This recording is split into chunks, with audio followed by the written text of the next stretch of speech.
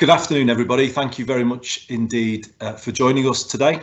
We're launching the public consultation on the Greater Manchester Police Precept for 2021 and 2022. And as well as explaining our funding plans for next year, I wanted to use this opportunity to provide a wider update on Greater Manchester Police. Pleased to be joined today by Deputy Mayor Baroness Bev Hughes and by Acting Chief Constable Ian Pilling. And I'll introduce them to speak to you later. Last year, Her Majesty's Inspectorate of Policing raised serious concerns about GMP's procedures for the reporting of crime and also the support of victims, which shook public confidence and required an immediate response. In addition to the changes we have announced to the leadership of the force, a detailed action plan was developed and a number of important steps have already been taken. I just want to take you through three of them today. First, we've accelerated recruitment into the new centralised crime recording unit, which will allow for all crime in Greater Manchester to be recorded through the unit. We think that is an improvement because the standard of service is very high. And the victims receive all the support they need at the moment they report the crime. So that's the first thing that we've done. We've also asked GMP to support people at the front line with detailed training on reporting of crime and victim support. And thirdly, launched the Greater Manchester Crime Support Line for anyone who previously reported a crime to GMP and wish to raise concerns or make a formal complaint. And victim support who are operating that service for us so far have received around 200 calls from the public.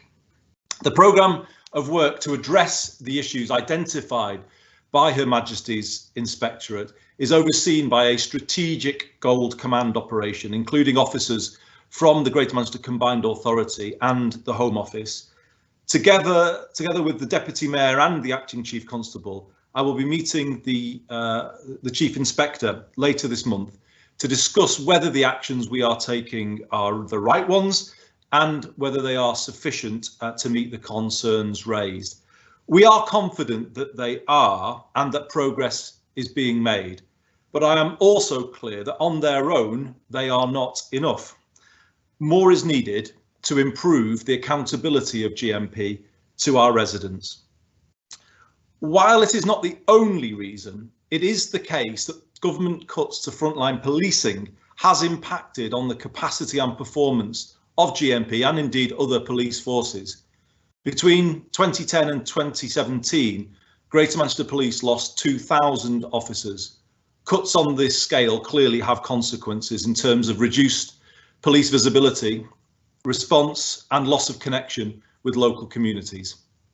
When we entered office, the Deputy Mayor and I made a commitment to end the cuts to frontline officer numbers. There are now 667 more police officers in GMP than there were in 2017, and as the Deputy Mayor will explain later, numbers will increase again this year. It is this increase in police numbers over recent years which means we are now in a position to make a new commitment to the public in return for the funding they provide. From today, every resident in Greater Manchester will have a named, contactable, local neighbourhood police officer and police community support officer. People can find out who they are by going on to the Greater Manchester Police website. I think we should show some slides for you which will explain the process in a moment. If people go onto the website, they can enter their postcode on the main homepage of the website, and that will take them to their local page, their community page.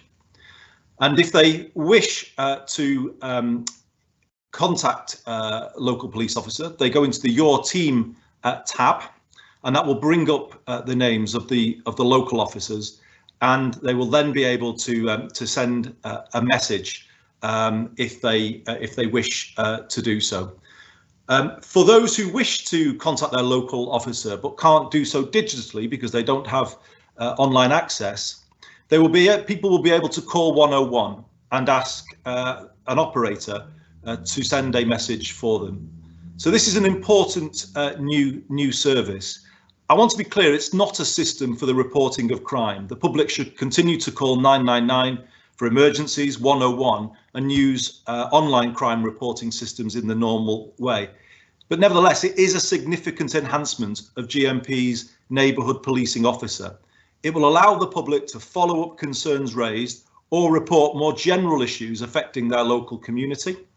It will help officers better understand residents' concerns, improve public confidence in policing, and we believe reduce the risks identified by Her Majesty's Inspectorate of crimes going unreported and victims unsupported. I acknowledge that it will create extra pressure on officers, and that is why we owe it to them in return to continue to invest in frontline policing. It is always hard to ask the public to pay more, especially at this difficult time. I am freezing the mayoral general precept for 2021-22 financial year for precisely this reason. But we do need to continue to repair the damage done to policing in Greater Manchester by cuts to our government grant in 8 out of the last 10 years. Between 2010 and 2019, the government grant to Greater Manchester Police was cut by £215 million in real terms, which, in addition to 2,000 fewer police officers, resulted in 1,000 fewer support staff and cuts to other essential services. During the same time, policing was becoming more complex and challenging, particularly in the big city forces like Greater Manchester Police, with growing demand from cybercrime, terrorism, child sexual exploitation, human trafficking, and more recently, COVID-related enforcement.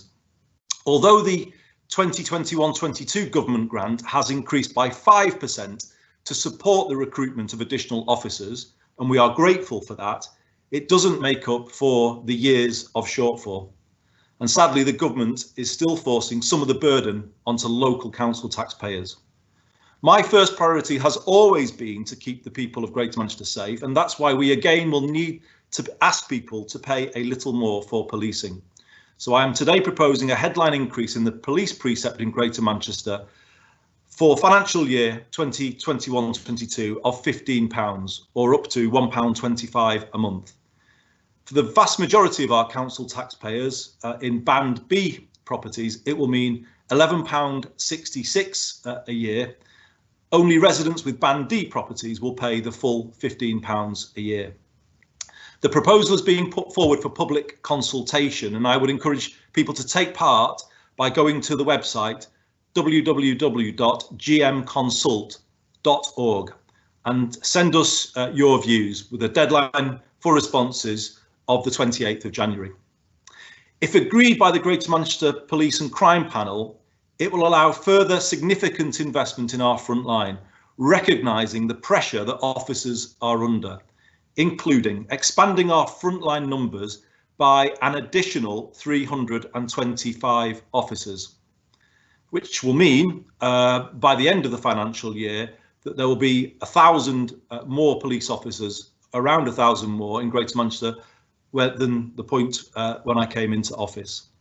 It will also allow us to create a new city centre team concentrating on violence reduction and improving the safety of the city centre, particularly the Piccadilly Gardens area, complementing the environmental improvements to that area being made by Manchester City Council. And also we will accelerate investment in equipment and clothing for frontline officers, including footwear, and provide enhanced training. When we are asking more from our officers in terms of service to the public, it is of course right to provide them with more support to do their job, and that's what we're proposing. We will also address ongoing frontline concerns about the IOP system, including the time it takes officers to input details. I can assure our officers that we will listen to specific concerns and make fixing them a priority. I have brought in external advisors to help us with this, and improvements are being made, such as to the search function this last week. This process will continue. All of this is part of a recognition that if you get the basics right and properly support people to do their job, you create the conditions for getting the culture right throughout the organisation. The reforms we are announcing today are about creating a culture of positive, accountable, victim-centred policing throughout Greater Manchester Police. Even though we are asking our frontline officers to be more contactable to the public, I would never expect them to promise things which they know are beyond what they can do. If they can't respond immediately, I would want them to be upfront and honest with people about that. The vast majority of people will understand and know that officers have to prioritise. What the public won't accept is complaints disappearing into a black hole or excuses about a lack of resources. And let me be clear, nor will I.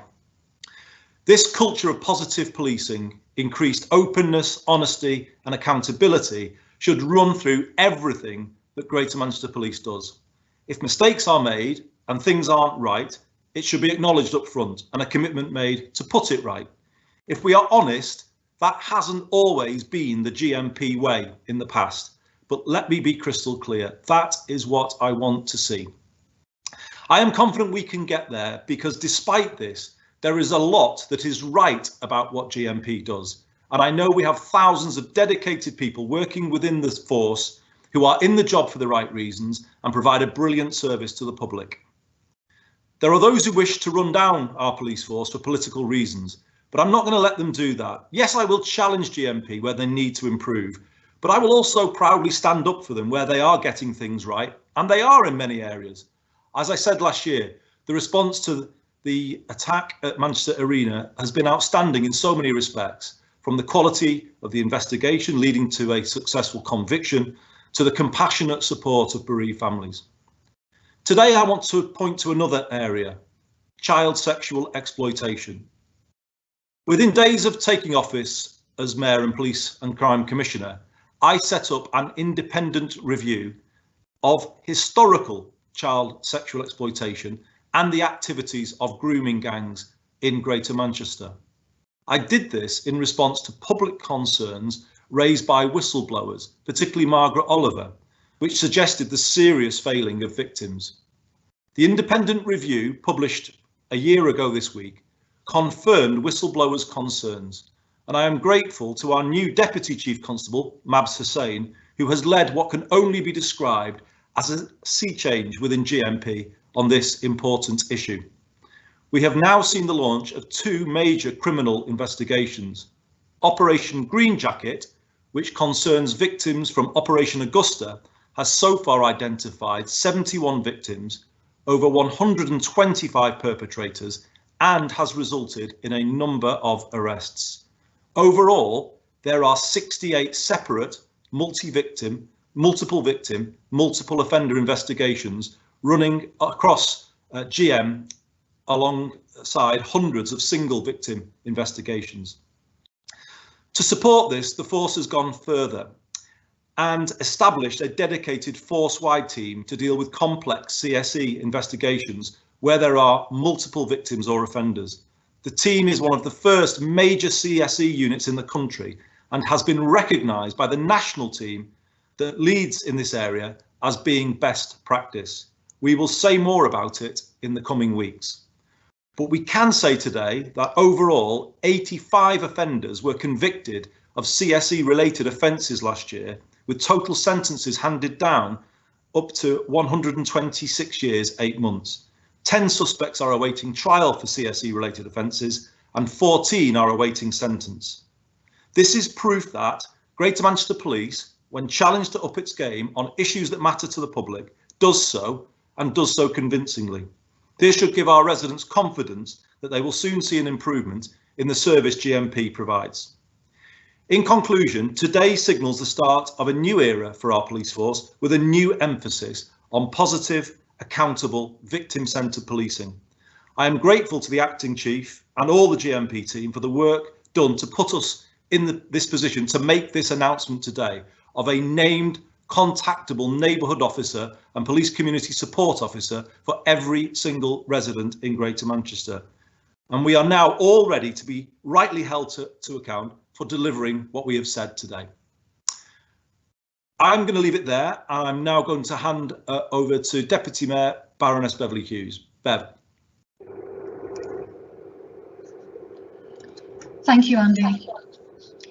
The Mayor has given some details just now of the improvements achieved during this current financial year with the help of the precept for 2020-21, as well as one of two things we hope to do with this year's coming precept. And I'd just like to give some further details now, both of last year's achievements and of this year's plans.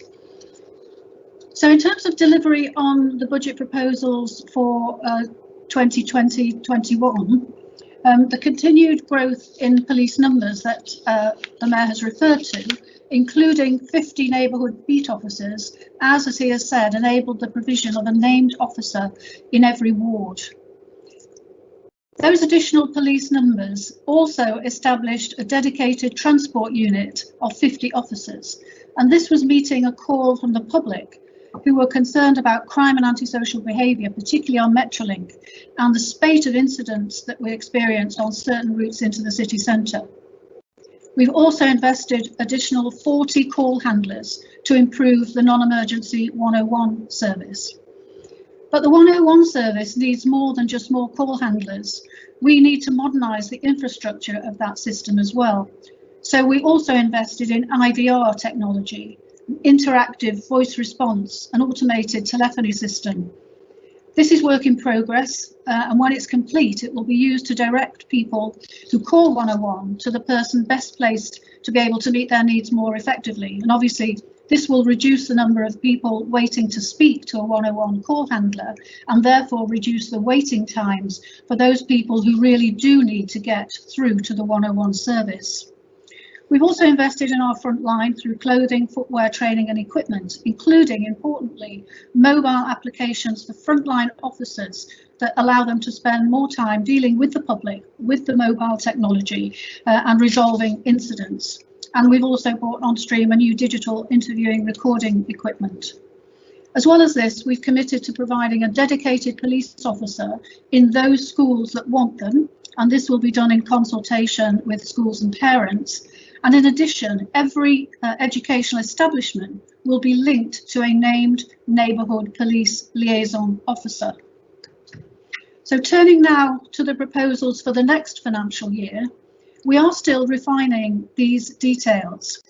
However, in addition to the further growth in police numbers as part of the Police Uplift programme, our local plans are focused particularly on the priorities of improving the experience of and the support to victims of crime, and also to the reduction and prevention of violence. The Mayor has referred to two significant initiatives: the new safeguarding unit that we will be announcing later this year, I hope, with further details, which will be one of the first of its kind. Secondly, the new city centre team concentrating on violence reduction and improving the safety in the city centre alongside work that the City Council's doing. It will enable the joint local city centre neighbourhood team to work 24 hours a day for the first time. On the violence reduction front as well, we'll also be investing resources to enable more young people involved in or at risk of becoming involved in gang activity to take part in a successful mentoring programme. It's called the STEER project, that was launched initially in partnership with Salford City Council and Greater Manchester Police, and has continued since with Salford Foundation, extending across all 10 local authority areas. Now this at the start was a direct response to a high profile organised crime gang murder and the subsequent concerns after that about young people being drawn into organised crime groups and serious violence. It's a very structured intervention. It is effective with a professional mentor assigned to young people, and it's being evaluated by Edge Hill University. There will also be a pilot programme to ensure that a crisis worker responds alongside a police officer to reports of rape and serious sexual offences. The experience of using that approach in Operation Island, if you remember, it was the investigation of multiple rapes by Reynard Zinaga, suggests that it may also be beneficial for victims in other serious crimes, and therefore it will be piloted in the first instance for rapes and serious sexual offences reported into JMP. It's really important that we understand the experience victims have of the service they receive. We want to establish a mechanism for a continued dialogue with victims. We will work with a trusted victims organisation to provide real-time feedback on the service provided to victims and their views about it. This is obviously linked to the recent inspection, to the commitment we've given to involve victims and the groups that work with them, and to introduce a new survey for victims. Well over 40,000 reports of domestic abuse come into JMP every year. We need to ensure that they all get a service to a consistently high standard. Transforming the response to and the support for victims of domestic violence will require new training and supervision for officers, also ensuring that officers are fully trained on the new powers coming in with the Domestic Abuse Bill, and also that they're trained to deal with children who may have witnessed that violence. And then, because the police continue to receive a very high number of calls from people with mental health problems, and this has risen steeply during the COVID pandemic, we will continue to fund a mental health tactical advice service, which means that mental health nurses are based in our control room, sitting alongside our call handlers 24/7, 365 days a year, to ensure that the dispatchers and the attending officers are able to provide the best and most effective possible service to people in that kind of distress. And then finally, we've been very concerned about the level of serious road traffic accidents, especially in recent months, including a number of fatal accidents. Analysis is currently underway, and that analysis will inform a range of initiatives to reduce death and serious injury on the roads, supporting conventional enforcement with a more localised approach to education of drivers. We also know that residents in many local areas are keen to tackle speeding, and so we'll be piloting a number of community-led speed watch schemes in which members of the public will act with us as trained volunteers. That's my summary, Andy. Thank you. Thanks very much indeed, Bev. So I'll now hand over to Acting Chief Ian Pilling. Ian. Yeah, thank you, Andy. And the first thing that I'd like to do is to just follow up on what's already been said and provide assurance that our ongoing response to the HMICFRS Victim Service Report is absolutely on track to deliver the improvements that we need to make as quickly as possible. We're continuing with our strategic work, as you've said, our strategic work programmes to record crime as soon as possible as it comes into the organisation, as well as delivering training to our frontline officers and staff. And we've also significantly increased audit and governance to ensure that progress is being made and the outcomes of this work are as we would expect. And more importantly, they are what the public would expect. What I'm doing now is looking to the future of policing in Greater Manchester and the bold steps that I, as the Acting Chief, want us to take. We've got many strengths and we do many things very well. But what we must remember is the important basics, and none of these are as important as the way in which we treat victims of crime, particularly the most vulnerable. And we must continue to improve in this area and in a way which is sustained for the long term. And to do this, we're listening to both our staff and to the victims of crime themselves as we design our new processes. And we must do this as our improvements are not just about better numbers and percentages, because all that is pointless if victims don't feel more supported and protected. And this needs to be embedded in all our processes and procedures. And to ensure this is happening, we're rolling out an extensive training programme, as I've said, to all frontline officers and staff and supervisors, which emphasises a culture of think victim and ensures that all of our processes put the victim at the very centre of every decision we make and every action that we take. And I want the public to be confident that when a member of our community reports a crime to GMP, we won't just record that crime as we should, but we'll also give every victim the service they absolutely deserve and they're entitled to. and that think victim ethos will be key to that. And we'll open ourselves up to scrutiny to ensure we deliver what we promise, and this will be in a number of forms. There'll be peer reviews from other forces, but we'll also invite scrutiny from victims and victims groups themselves, and indeed the Victims Commissioner.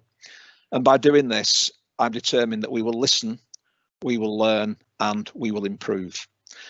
And I also commend the work that you've mentioned today, Andy, people will have heard about as regards our neighbourhood policing offer across Greater Manchester. And that's important because people often tell me the most important thing to them as regards policing is that they know who their local officer is and there's a point of contact. I do just want to emphasise the point that was made that this isn't a substitute for anything that's urgent or the reporting of crime, and people should continue to do that the normal way. But if it's an issue regarding something that's ongoing, something the officer is already dealing with, a follow-up regarding a crime inquiry, for example, then that is the mechanism that should be used. And finally, I just want to recognise all the hard work the officers and the staff in GMP are doing in the most challenging of circumstances at the moment. Yet again, this weekend we've had to deal with a number of illegal gatherings, mainly in homes and private places, and over 170 fixed penalty tickets have been issued by our officers over the weekend. And personally, I find it appalling. I find it outrageous that this behaviour is continuing given the current pandemic, and I appeal for it to stop. My message is that we will continue to enforce the law whenever we need to do so. Thank you.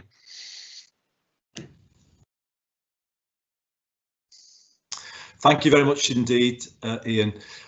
I think we had a few technical problems with our slides earlier, so I'm conscious that we'll want to get into your questions. But did want to show you the website service, because this would be a new way for lots of people to engage with the police. It's a new service that we only signed up to a year or so ago, but just to explain how this works.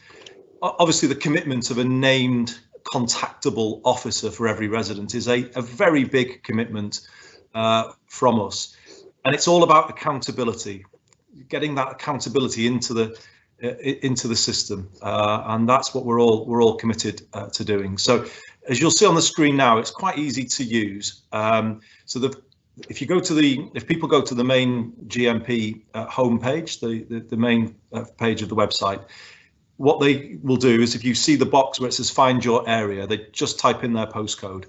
It's as simple as that, and enter it, and then that will take you to the next screen that you can see, which will be basically the ward that is the local ward for that postcode. So in this case, Milne Row and New Hay, and lower down the screen you can see the highlighted your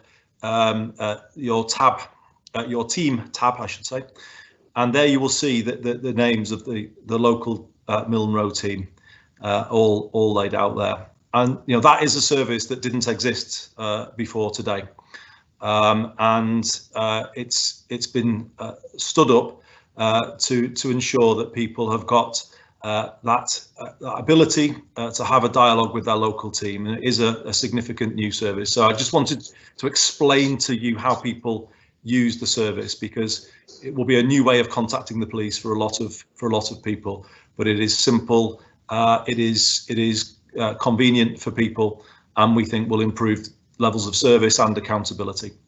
So I'm going to leave it there for now. I'm going to hand over, I think, to Jimmy, who was going to take us through your questions this afternoon.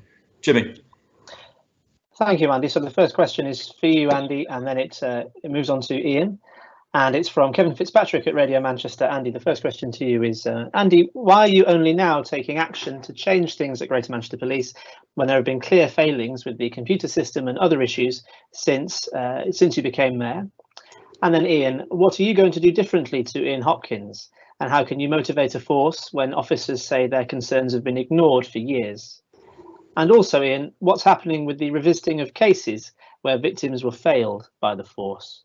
So the first question to you, Andy. Well, I'm going to take your head on there, Kevin, because it's simply not true. We've been taking action these last 3 or 4 years to improve Greater Manchester Police, as evidenced by the fact that there are 667 more police officers in post today than there were when I came into office, and by the end of the next financial year, that number will be around 1,000. So, obviously things have been done to improve the service, and if I hadn't done anything, I just wouldn't be in a position today to be able to say we're giving every single resident in Greater Manchester a named contactable local police officer and local PCSO. I mean, that is a big commitment that's been made possible by the investment in policing. But as I said towards the end of my comments as well, Kevin, where I have had concerns or evidence of failure, we have looked into those things. So the big example would be the major investigation into child sexual exploitation, which I commissioned, which is still doing its work and has further phases to go. But the report that was published this time last year, as I said, has led to major change within Greater Manchester Police with regard to child sexual exploitation, both historic and current. So it just simply isn't the case that nothing has been done. In itself, the IOPS system which you reference was a major change that had to be made.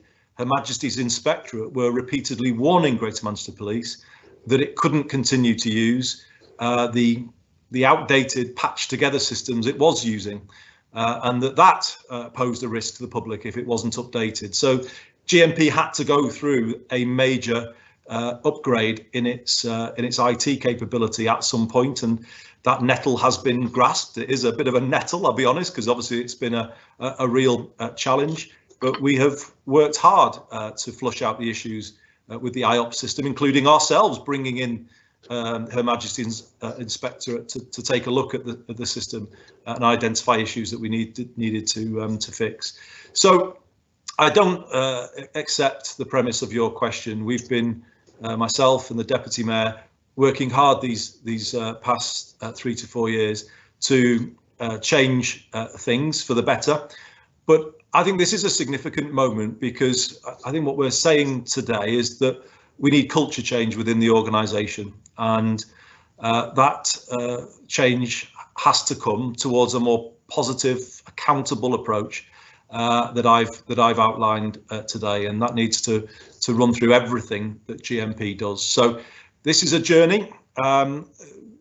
If you look back over the last couple of years on the issue of recording of crime, Greater Manchester Police had made progress during the period that the Deputy Mayor and I have been in post, but clearly it slipped back last year, and the failings outlined by HMIC were serious, and they have prompted, as I think you can now see, a significant response from us. So that's where we're up to now, and obviously I will continue to take the action needed, and of course be rightly held to account for what we've done and the improvements that I now expect to see.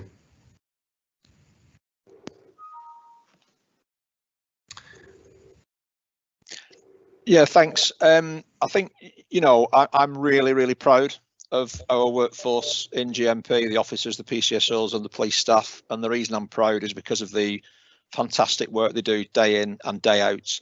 And, as with all sort of, emergency services, a lot of public sector workers, that's under the immense demands of COVID. And you heard about some of those demands when I spoke a few minutes ago of the personal risk officers are taking. And I also see some fantastic work on a daily basis. Every day I get a summary of major incidents and fantastic work, and I am, bowled over by some of the amazing police work that goes on. And, as you've already heard in this press conference, we get many things right. What I won't shy away from is the fact that our recording of crime, and therefore the service we give to some victims, is not at the level that it needs to be. And that is where we need to improve. And I'm sure that, the officers and staff of Greater Manchester will join with me in that, and we will improve that service because it is important. On the computer system, as Andy said, there are many reasons we had to replace that system, and it was a huge undertaking. And there are many parts of it that actually function very well. The control room system seems to be well liked by staff. The handheld devices is another part of the system. But we will accept that there are concerns being raised about elements of police works, the crime recording system. We're constantly upgrading it. There was an upgrade last week, which sort of brought some changes to the search functionality. But again, as you've already heard, we are engaging with officers on the front line to find out what else needs to be done to improve that system. And we're absolutely committed to giving them the tools they need to be able to do their job properly. Thank you. Thank you, Ian. The further question that Kevin had, Ian, just at the end of his was, what is happening with the revisiting of cases where victims were failed by the force? Sorry, I omitted to answer that, didn't I? I do apologise. So all the individual cases that HMIC FRS identified to us are the ones that they examined. We've now worked our way back through. We've corrected crime recording decisions and responded to each of those as we should have done. Thank you, Ian. I'm going to ask next question, which is from Michael Gaffney to Bev. Michael from Heart and Smooth asks, what's been the delay with the race equality policing report, which was announced in the summer and was expected to publish in the autumn? Do you still plan to update this quarterly once it's released for the first time? And a second question from Michael, Bev. As GMP changes, what will be your measure for success? Are you going to set goals for 6 months, a year, 2 years' time for the force to achieve? Thank you, Michael. Yes, you're right. There has been a delay in actually publishing the race equality report in relation to policing. That's for a number of reasons. One is the what's been happening in GMP and the need to respond to other issues that we're talking about today. But the other actually was because the race equality panel that the Mayor announced was formed during the autumn. People were appointed to that panel, and we all felt that given that that panel was coming into existence, we really ought to seek their advice and to let them see the draft of what we were proposing to publish. And that's what we've done, and that's the main reason actually for the delay. Ian Pilling and I met the panel last week and went through some of the data with them that we will be publishing eventually, and we'll produce another draft again for them to look at. And then we hope to get that out in the next 2 or 3 months. Once it is published, it will, you know, we've got, you know, we know kind of what we're doing. Then we've got the template, we've got the model, we know what the issues are. Then it will be published quarterly. I might say that Ian and his colleagues have done a great deal of engagement, not just with the Race Equality Panel, but with the Independent Ethics Committee and with a number of community groups around that they have relationships with, because, you know, a lot of people have an interest in this and we want to get it as right as we possibly can, and we want this to be at the start of an informed debate really about how we can progress on these important factors. So yeah, it is coming, it will come, and when it does, it will be quarterly. In terms of measures for success, I'm not sure whether you mean in relation to all the issues we're talking about here, or on the race equality particularly. I'll answer in terms of the race equality, and I assume that's what you meant. There's 2 elements to the data around race equality. One is the use of different forms of force and whether there's disproportionality in the use of that force. And the second aspect is the extent to which the workforce, right across the board, police officers, PCSOs and staff, how far they represent the communities of Greater Manchester, and, you know, what further progress do we need to make in that.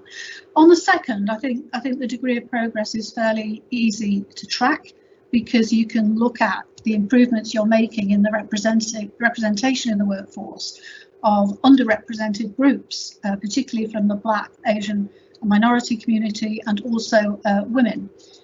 On the use of force issue, I think that's much more complex, and that's where I think we particularly need an informed debate, because the data does raise, you know, some really difficult questions, but the answers to those questions are also quite difficult as well. They're not necessarily straightforward.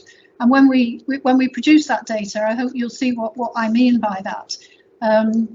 It's not simply that those figures will go down, but that we will have some understanding, some greater understanding of what is the progress we need to make in regard to those issues. And the Race Equality Panel is going to help us as we go on that journey. Thank you, Bev. Just staying with you, a question in two parts, the second for Ian, I think, but this is from Nigel Pivaro, Bev, from the Sunday Express. Nigel asks, will there be an independent review into crimes and complaints that fell short of basic standards? And then the question for Ian, I think, is, Ian, will those crimes and complaints be reinvestigated? And can the acting chief constable give an estimate as to the number of police work hours and the financial cost? So Bev first and then Ian. We're not planning another independent review, Nigel, because in fact the detailed, and I've described it in these meetings before, the forensic approach that Her Majesty's inspectors took was actually that independent review and has given us the findings that we're talking about now. At the same time, on the back of that, as the acting chief constable has said, the police have now gone back into all of those cases and reviewed them and involved the victims in that review, because an important part of what HMIC was saying is that in many instances decisions were made about cases, they were closed without the complainants, without the victims really knowing about that, certainly in many cases not consenting to it. So the victims will be involved in that process, and that will be the extent of the review that we're doing.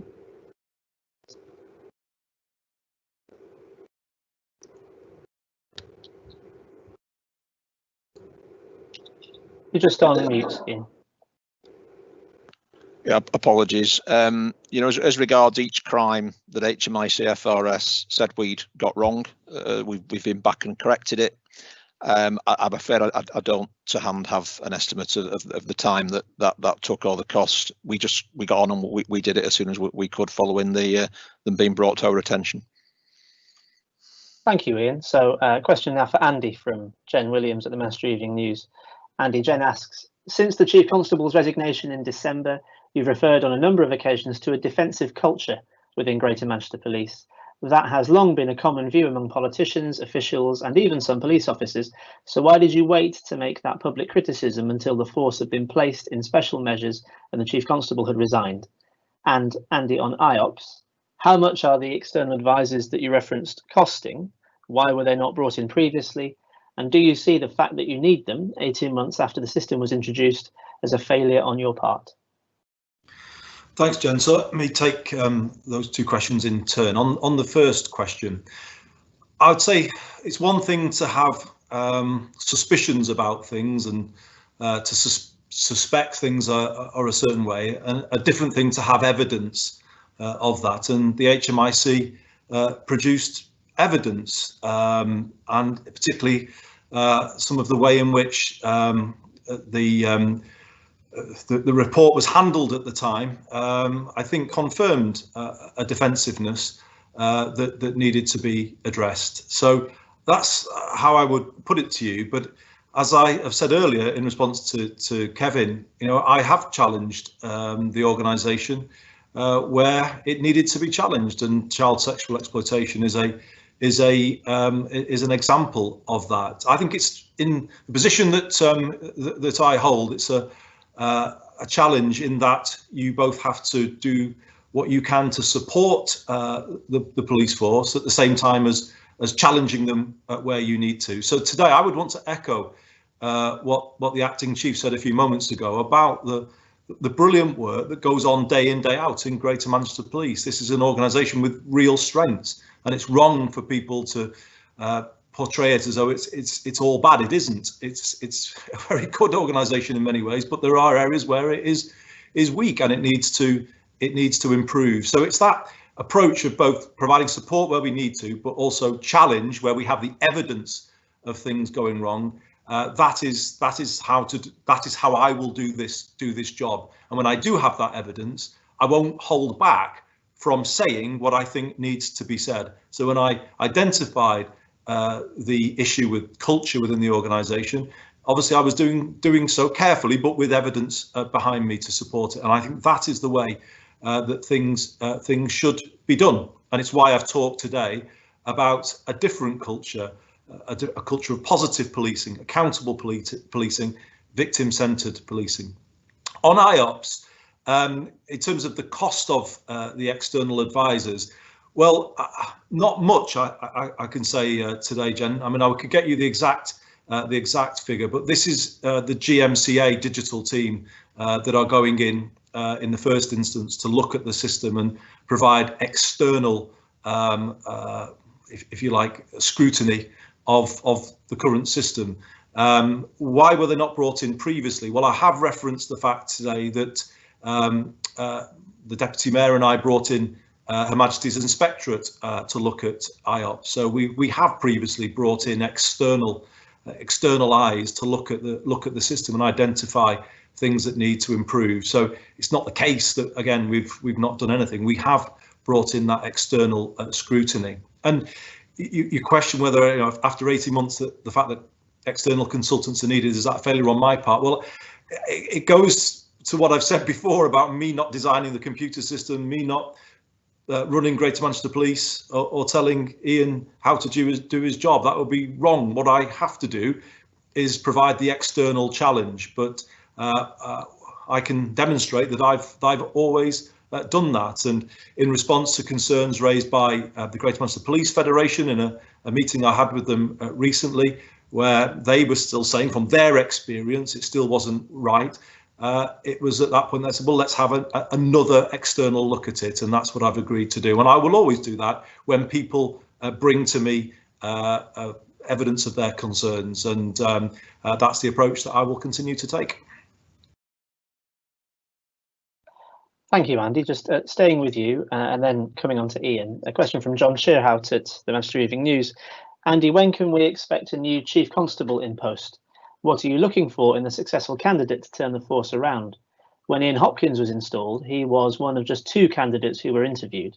Are you concerned there won't be enough high calibre candidates? And then a question from Tom Taylor at Manchester Mill for you, Ian. Have you put your name forward for the role of Chief Constable? And do you think, given your senior role at Greater Manchester Police during the recent failings, you can inspire confidence from crime victims and the wider public? But first, you, Andy. Well, the first thing to say is that no one's put their name forward because there isn't a process at the moment. And the answer to the question, to John's question, is that I'm not going to be rushed. I think the important thing first is to respond in detail to what the HMIC has said, to get clarity on the issues, the root causes, and then put in place an improvement programme that is going to deliver and fix those problems. And certainly I would want to see kind of real evidence of that progress being made before we commence any recruitment process. So it's not about putting a sort of an arbitrary timeline on it, if I could put it that way. What matters first is getting improvement properly underway on this important issue, and providing the stability to the organisation in this period so that it can focus on fixing the things that the HMIC raised. So we will say more about the process in due course. But what I want to say today is that what matters first is to get real evidence of improvement, and that's what we're all working to achieve. And in terms of the candidates, we'll have to wait and see. But you know, I think this is a police force with so many strengths, as I've said today, doing a groundbreaking work in many areas. Greater Manchester is a great place to work, a unique level of collaboration, not just between our emergency services, but the whole public sector in Greater Manchester. I think it's a very attractive place for somebody to work. So I'm confident that we will receive a good deal of interest when the process gets underway.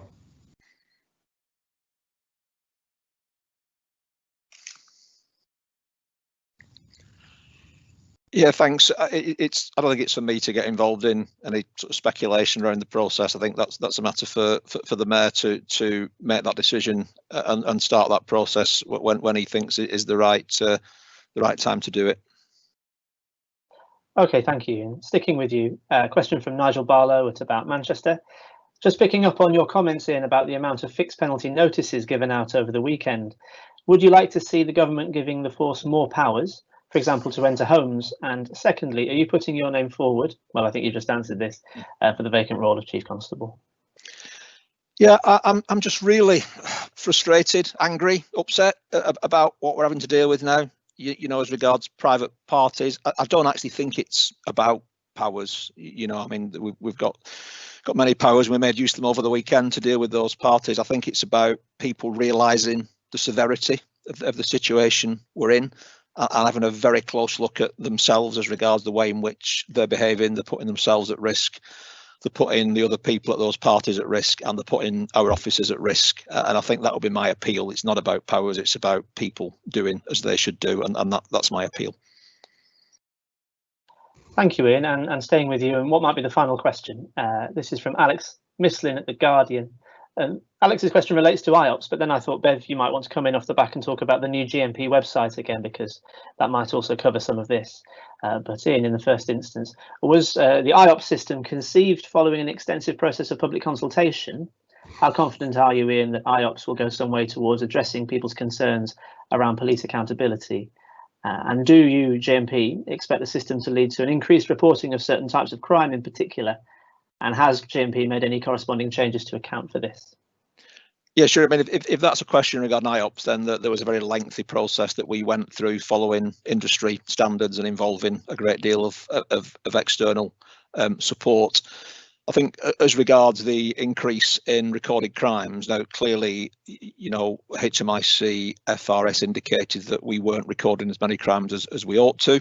And as we change our processes, then we would obviously expect to record more crimes as a result. And we are building that into our response as an organisation, because it's important that, you know, we deal with those additional crimes that we record in an effective way, and we don't actually make the system worse by recording more crimes and not dealing with the additional crimes properly. So it is an extra pressure for us, but clearly if we're going to do this properly and get to the levels of crime recording that we should, then it's an inevitable consequence, and we need to resource that effectively. Thank you, Ian. And then Bev, I thought you might come in and just talk around how you expect the new website that Andy touched on earlier to potentially go some way towards addressing people's concerns around police accountability, but also the public's ability to report certain types of crime. Yes, thank you, Alex, and thanks, Jimmy. Well, obviously, what we're doing with the naming of a dedicated police officer and PCSO for every ward is trying to make it much clearer to the public where they can go to for certain kinds of things in their neighbourhood. Actually, not so much using that for reporting crime, although there is a facility on the same website. The GMP website links to a national system called Single Online Home, and it is possible there to not just to report a crime, but to actually record a crime yourself as a member of the public.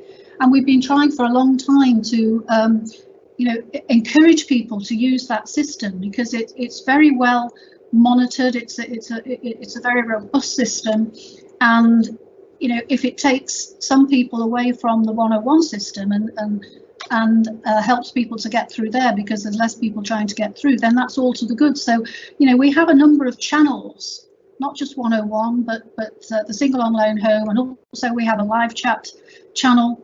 We're trying to encourage people who can to use those other channels to record and to report crime. I don't think it will alter the kinds of crime people report particularly, but I think and hope it makes the access to the police in terms of reporting a crime much easier for people. But also, as I say, through the neighbourhood officer for all those other kinds of information. You know, maybe you've reported a crime, it's been recorded, but you're actually chasing up some more information about how it's progressing. There may be not so much specific crimes, but there may be activity in your neighbourhood that is disturbing. It's around antisocial behaviour, so there may be problems in your neighbourhood that you want to report to a police officer, and again, your named neighbourhood officer should make it much easier for people to do that.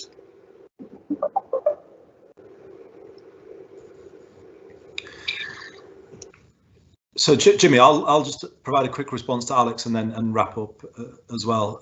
But you're absolutely right in saying that it's about improving police accountability. That's the purpose of this reform we're announcing today. The most common thing I hear as I go around Greater Manchester and talk to people is there's a feeling that they don't have enough police in their area, and the police are often drawn to other places. So this system is a big answer to that. Because today every resident can go on this system and find those names laid out for them, and these are people who are dedicated to their local area, and they've just never been able to do that before. This is a level of transparency and accountability that this organisation hasn't provided before, and that's why it is a big step. And then the ability to have a dialogue with people, I think answers the accountability question. So it is a major step forward, and we are grateful to Ian and the team for the work that's gone in to make it possible. We do appreciate that it might have the effect of putting some extra pressure on frontline staff, but that's why I say we would always want our frontline officers to be honest with the public. If something can't be done because there's other priorities, just say so. It's that point about not accepting a culture where things just, as I say, go into this black hole and people don't hear back, or there's an excuse given about resources, and people just don't want to hear that. They just want honesty, and it's about getting things right at that very first level when the public get in touch. So I'm really pleased that we've been able to make this commitment today. It's a product of having more officers, but also the new system that Bev described, single online home, which is something that we brought in about a year ago. So these are improvements that are coming from some of the decisions made in recent years. We've got a long road ahead. None of us on this call today are under any illusions that the time is needed to put in place the improvements that we all want to see, but we are all confident that we will deliver the improvements, and that we expect rightly to be held to account for that.